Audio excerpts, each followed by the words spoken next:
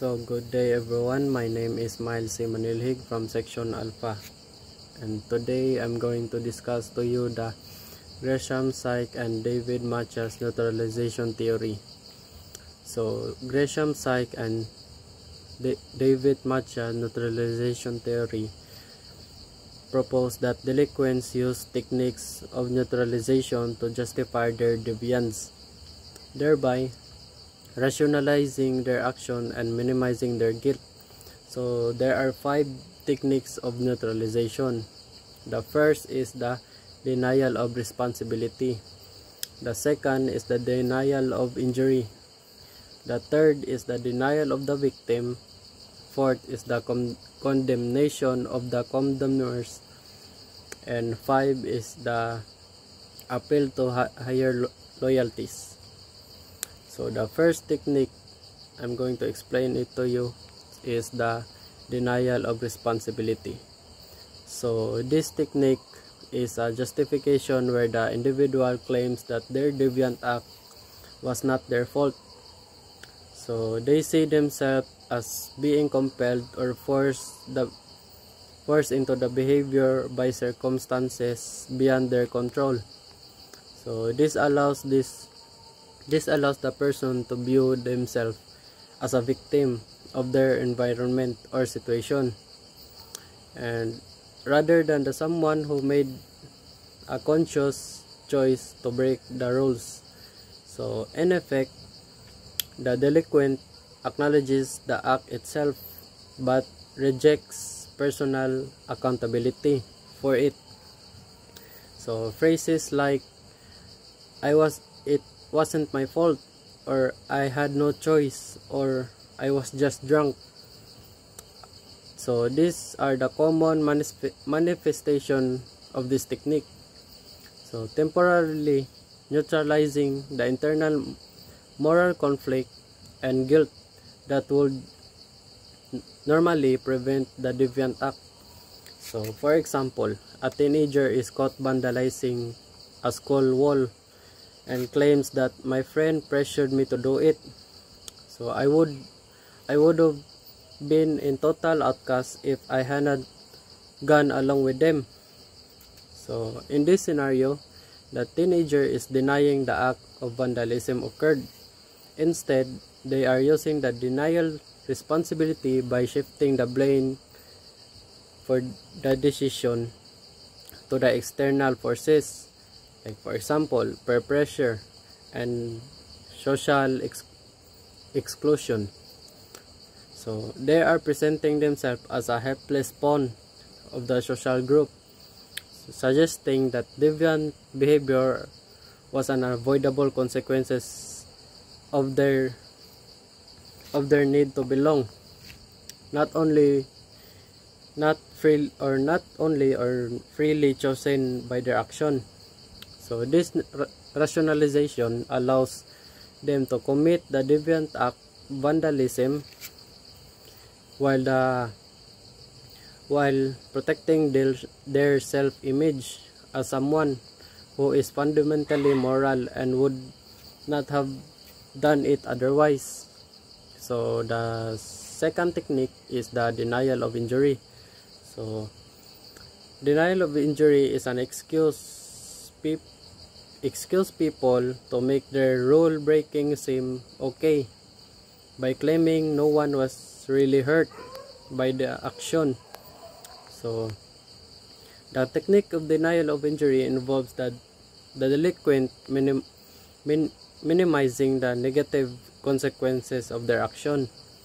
So they recognize that their behavior violates the social norms but neutralized by the guilt. So by asserting the act was victimless crime, or that the harm was insignificant, by redefining the damage as a minor or non-existent, they avoid viewing themselves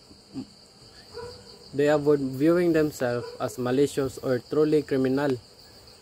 So the common phrases of these techniques includes that, for example, was harmless, or it was just a prank, second is it did not cause real damage, or no one really got hurt. So, or for the other one is the hurt someone who can afford it, or let's say they rich so they can afford, and like that. So by making damages seem minor or non-existent, the person avoid seeing themselves rather as a truly mean or criminal. For example, a student is caught illegally downloading movies and says it is not like I actually stole anything physically. So the big corporation make billions, so a free download doesn't hurt anyone. So in this scenario, the student is using denial of injury to justify copyright theft or infringement.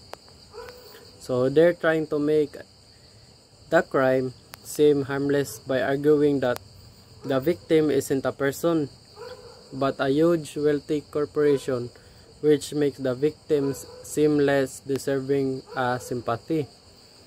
So the company is rich enough that the loss from one download is meaningless. They can afford it.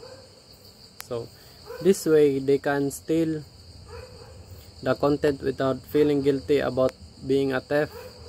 So the third technique is the denial of the victim. So denial of the victim is an excuse where the person who did something wrong admits the harm occurred but says the victim deserved it. So this when the rule breaker shift the blame from their own action to the person they hurt. They argued that the victim was asking for it, so was in the wrong place or did something bad themselves. Instead of feeling guilty, the offender sees their action as a rightful payback or just a justified punishment. They are acting as a judge or not a criminal. So the common excuses in this technique is, for example, they had it coming, or she asked for it, or they should have or should not been there, or the company was ripping people off anyway. So let me give you a simple example scenario. So a gang member is caught vandalizing a rival gang in the area and says, "We're only tagged their wall because they did it in our block last week. So they are the ones who started this, so they deserve what they got." So in this scenario, the gang member uses denial of the victim to excuse the vandalism. So they admit they damaged the property, but they claim their action was fair because the rival gang started the fight and vandalizing first, and therefore the rival gang is not an innocent victim but an aggressor who deserved the damage as revenge or vengeance. By thinking this way, the gang member doesn't feel guilty, so because they see themselves as simply balancing the scales, not as just a malicious vandal. So the fourth technique is condemnation of the condemners. So this technique is an excuse where the person who did something wrong avoids by the guilt by saying that the person or people blaming them are hypocritical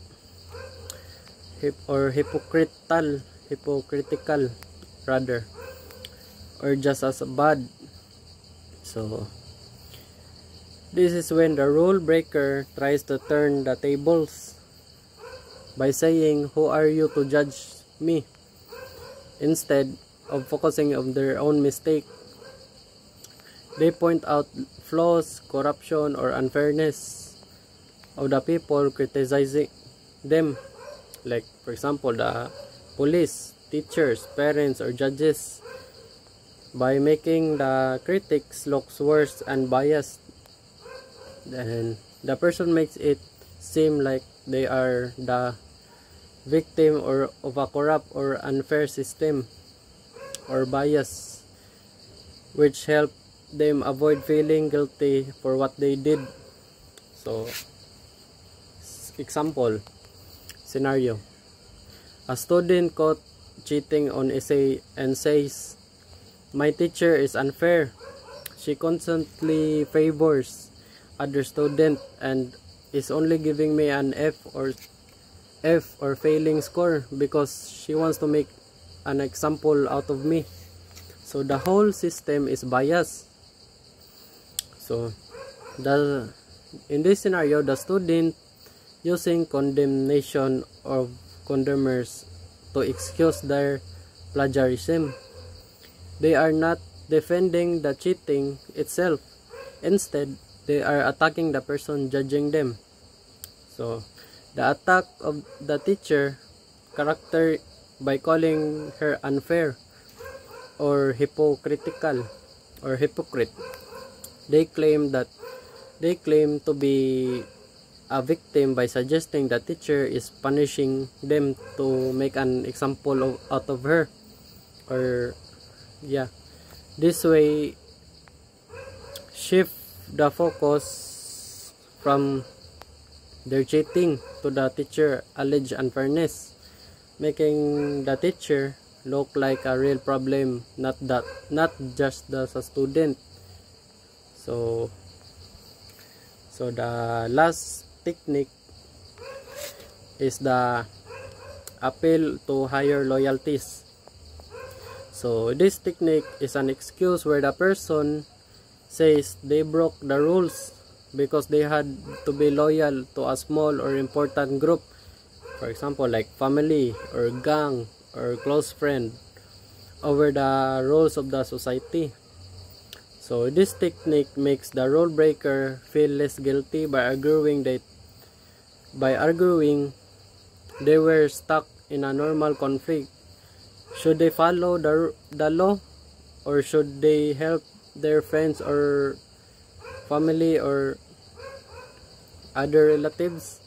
So they chose to break the law but justify it by claiming it was necessary to protect someone they care about, or keep a secret, or show solidarity within the group, or honor the group's code or their code in the. So they aren't rejecting all the rules.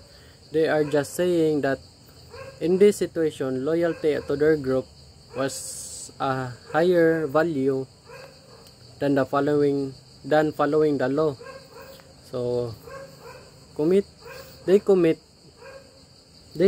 the act for someone else, not just for themselves. So for example, I know a teenager is caught helping a friend to cheat on a big test and says that I know cheating is wrong, but my friend would have been grounded and failed out of the sports team by the sports team if he flunked or failed. So I had to help him out. So in this scenario, the teen uses the appeal of higher loyalties to excuse the cheating. They admit that cheating is wrong, but they argue that loyalty to their friend was more important than the school rule against cheating. So the act of cheating is transformed from a bad action into a necessary unselfish act of friendship, since it prevented a worse outcome.